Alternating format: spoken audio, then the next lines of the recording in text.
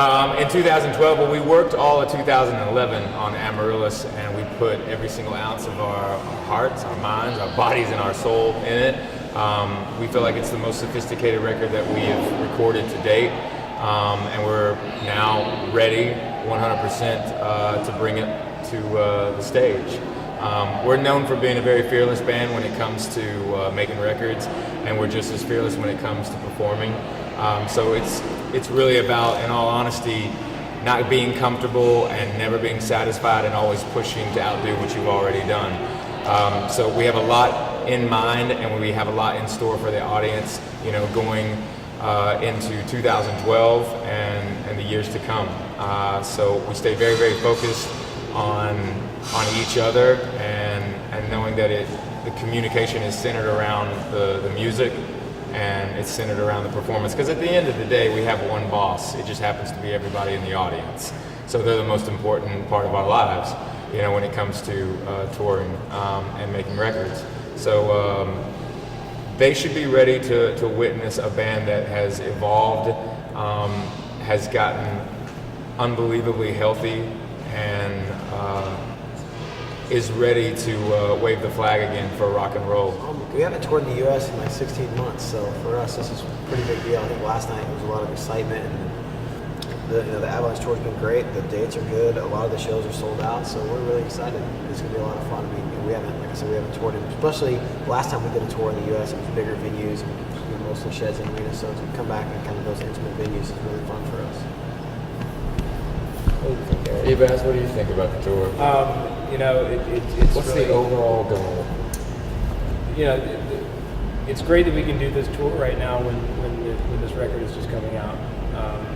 We've got a lot of focus on performing these new songs for the first time. We went on stage last night, the first day of Avalanche, and played songs we've never played for anybody before, and that was a lot of fun. So we're getting to bring these songs to the world on this tour. And for me, that's the most exciting thing about it is getting to go. And like Zach said, having a little more of an intimate setting in these smaller venues to be able to do that is great. I think for me personally, the encore right now, the set list that we have designed coming out of the gate right now is quite fierce. A lot of fans from day one that have been with us from day one, they would stay for 3 hours if we played all of it. But ultimately, we're focusing on the ones that, the singles that had the highest chart position, that got the most exposure, and then ultimately the songs from Amaryllis that we want to have the most impact and see how the audience feels about them live. But we have, in the set, we have what we call audibles, which is basically just, we can interchange some of the new material. But overall, just making sure that it's funny because an encore used to be one of those things where you kind of knew it was going to happen, and it usually was like maybe 1 or 2 songs. And I don't want to give anything away, but our encore is kind of like the 1, 2, and then it's kind of the uppercut at the very, very end that will leave the audience going, I want them to come back. Hopefully they'll feel like this. I want them to come back and do a second encore. So we designed it a certain way. We wanted to make the show just like the set list, very fierce and very to the point. So there's a lot of impact. I think I was 18 and Pearl Jam played. I'm from Knoxville, Tennessee, and the Thompson Bowling Arena, which is a dry venue. You can't drink in it, and it holds about 14,000.